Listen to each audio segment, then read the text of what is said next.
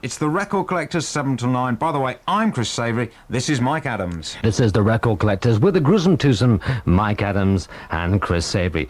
Well, we're very, very fortunate on the programme tonight, on the Record Collectors, to have some of the Crickets with us. And I'm going to be a bit different. I don't want to talk about Buddy Holly, because I'm sure that that's the question that's always asked. And what I'm going to do is actually ask you a different question. There's a connection between Buddy Holly and Paul McCartney, with Paul McCartney buying up all the songs and that.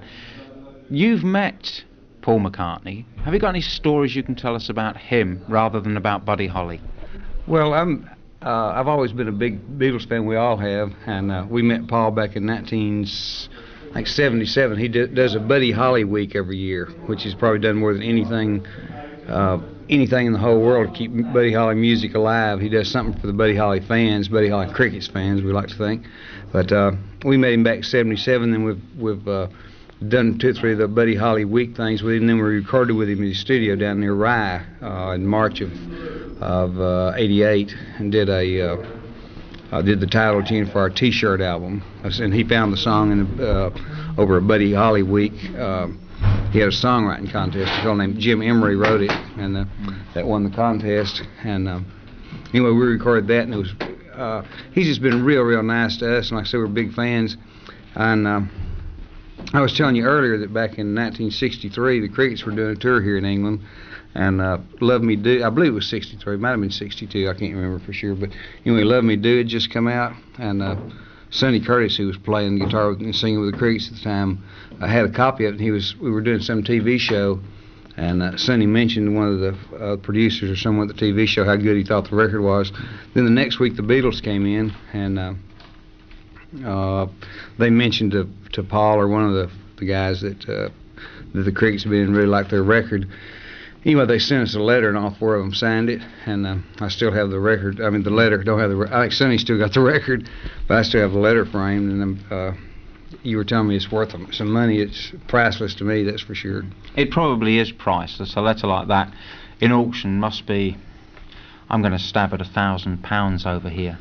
But, well, what's money when it's priceless? That's right. It just goes to show, of course, that the interest the Beatles had in the old band was genuine from the very beginning. Yep. I can tell you a little very brief story, is that I remember doing a little bit of work with George Harrison's family way back in my youth, and they used to say George Harrison, the only music they could ever hear coming out of his bedroom was the Crickets. Well, that's that's hand over heart true. Well, that's an awfully nice compliment, I tell you, because those guys were phenomenal. Yeah. Can I ask about any other artists that specifically you have, shall we say, respected, admired, worked with a lot, or got to know? Oh, some of my favorites and good friends were like the Everly Brothers and Eddie Cochran.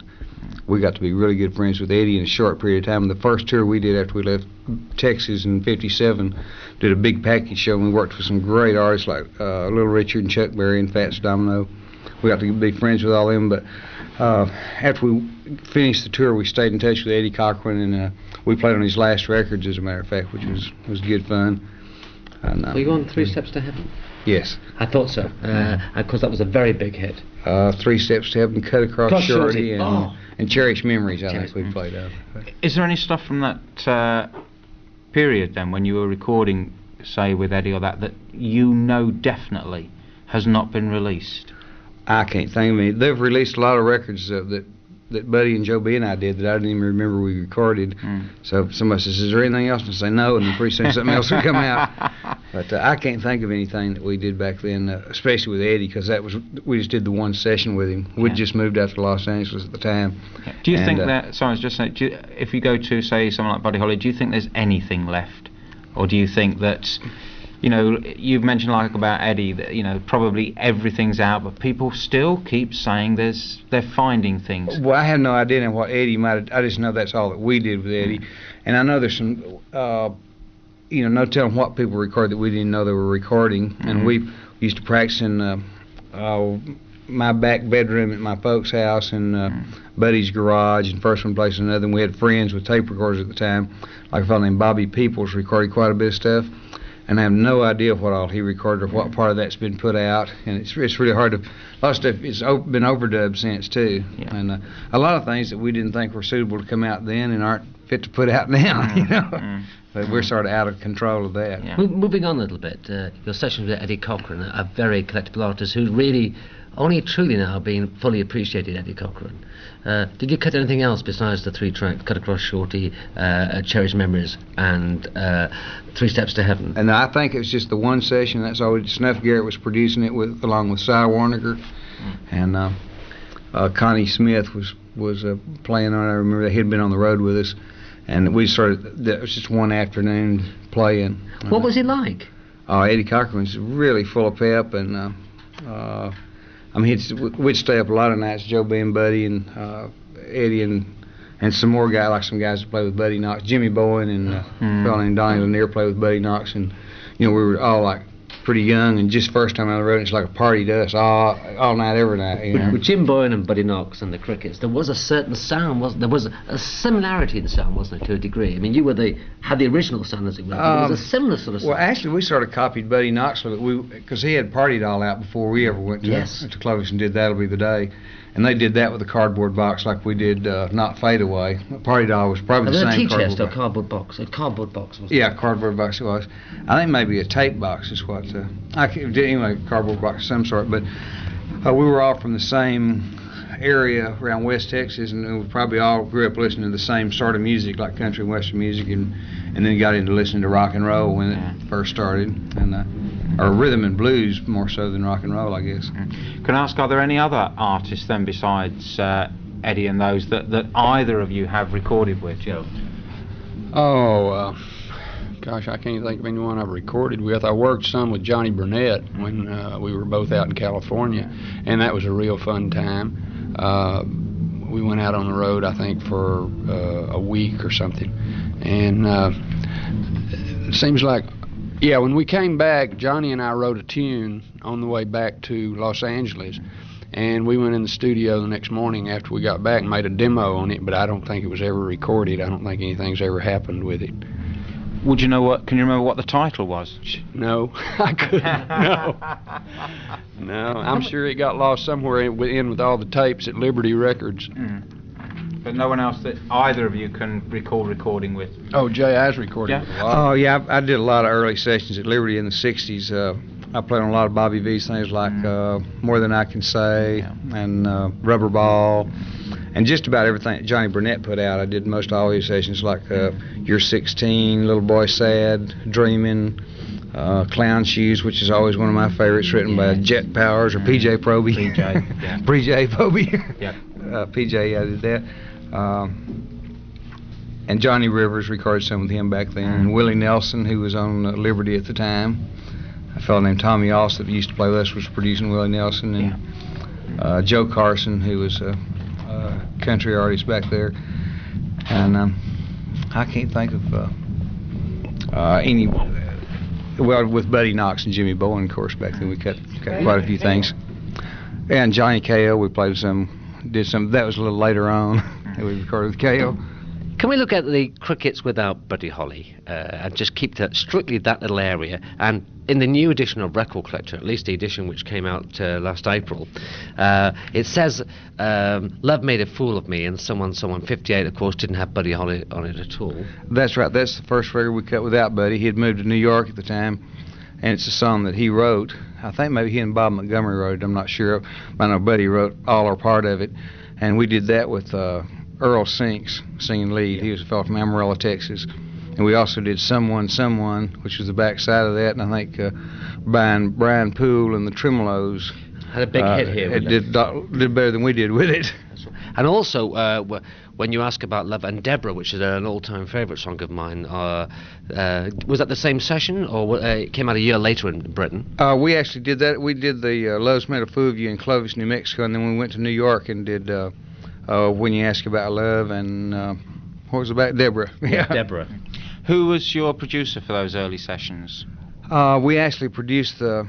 Norman Petty was sort of called the producer. He was actually the engineer, and I guess we sort of co-produced. We and Norman Petty produced it. That's the thing. I couldn't seem to say that right, but Norman Petty helped us produce it, or vice versa. Vice versa.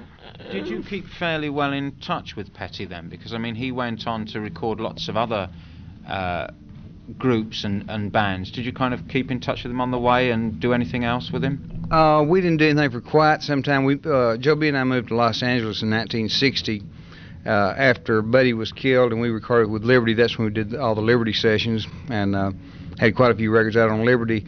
And then I moved back to Texas in 1965 and did a few more things over at Norman's place, like Everybody's Got a Little Problem, and I Think I've Caught the Blues, and a couple of those are down here sort of in the middle of this list. But it didn't. It was pretty limited working in Clovis. There was just not a lot of activity there. When you sort of cut a session, you were through. There weren't any gigs around there. Is it still the same there?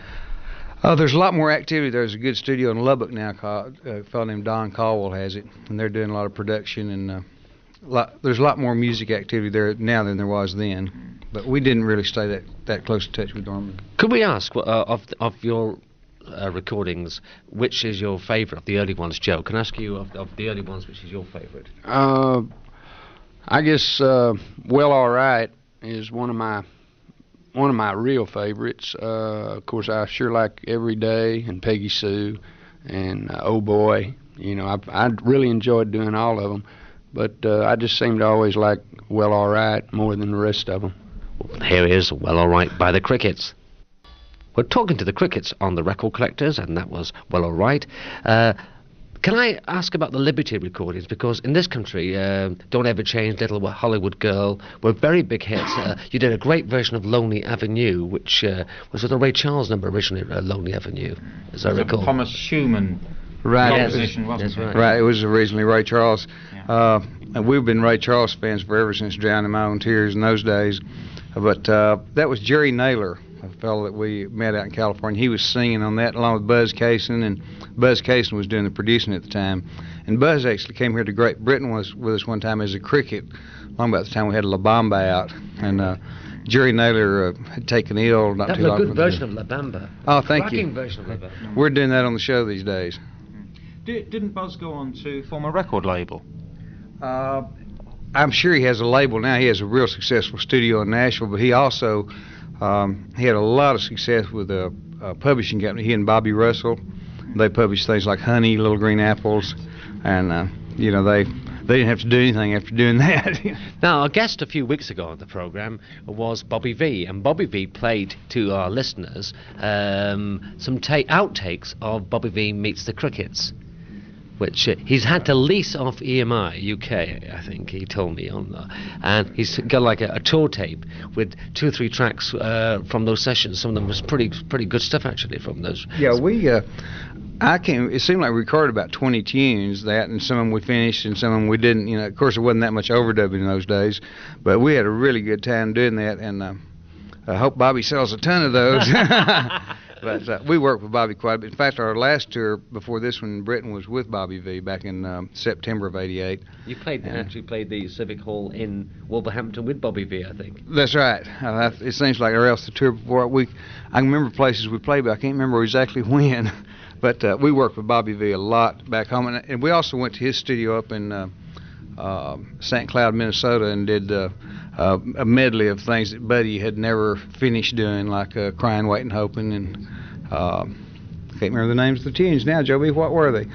But it's a medley that we'd done as a Wishing, yeah, as a finale. Was it Wishing? What to Do, Crying, Waiting, Hoping, and What to Do. And there was one other one. Peggy Sue Got Married, maybe. We'll call it that. I can't let this go because I'm curious to know who wrote Oh Yeah. There's a record on a B-side of one of the records called Oh Yeah. I think it's just and it says Oh No. And I don't remember who wrote that, but weren't we all kind of into the Mickey and Sylvia lick at the time? And it's possible that, as I remember, it could have been something Buddy wrote with Mickey and Sylvia in mind. And I think we recorded Love Is Strange. Did we cut that then? I think so. Love is Strange. We were all really into we had done some work with Mickey and Sylvia, as a matter of fact, on the road, and we were all really fans of theirs, and we were trying to do something and sound like they were sounding. So, but I think Buddy probably wrote that. Do you know, Jay? It sounds. I best I remember he did. I mean, it sounds like something he'd write, I should say. We mentioned Bobby V being a guest on the programme. Another name that we must mention, because he was a guest on our programme, John Beecher from Roller Coaster Records. Now, I believe he produced, was it 1988? Did he not do some production work with you? I believe it was a little before that. I know 19. Oh yeah, he did. He put it out on his label. We actually recorded it in the States. It was an album called Three Piece, which later turned into T-shirt with a change of one song on it.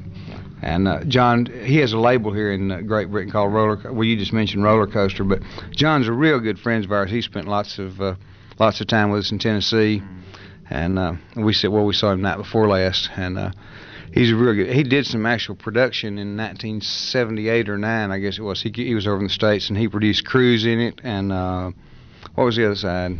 Oh boy, you got me. But anyway, Joe B. and Bobby Russell had a studio in Nashville at the time called Marlboro Studios, and John was over, and we all got in the studio, and John actually did the producing. Now also put it out on Roller Coaster. Do you think there's any difference between English and American producers? In the way they work or the sound they try to get? I couldn't really say. I know that like we've worked with John Beecher, who's an English producer, and Paul McCartney, who's an English producer. Now there's a lot of difference in John and Paul, but no, they're both real good. But Paul McCartney was an amazing producer, and a good producer's a good producer, I think, wherever. Is he hard or easy to get along with? I mean, is he like a strict teacher when you're working? McCartney. Now Paul McCartney knew exactly what he wanted, but it was real easy to get into what he wanted. I mean, he made himself real clear. What he didn't sort of say something that you say, "What do you mean?" I mean, you could understand exactly what he meant, and it didn't take us any time to get the tracks cut that we cut with the track cut that we cut with him. And he played piano on that track. He played piano, and it's amazing how fast he worked that part out, and he changed it quite a bit because we'd been doing it on the road just sort of to learn it and see how it felt and all that, and then when we came to the studio and ran through it a few times, and he had a couple or three pretty big changes, and they worked really good, and it was easy. He knew exactly how to tell you to make the changes. So let's have the track, and it's called? It's T-shirt. Here is T-shirt with Paul McCartney and the Crickets. Read the book, I saw the movie, got the T-shirt.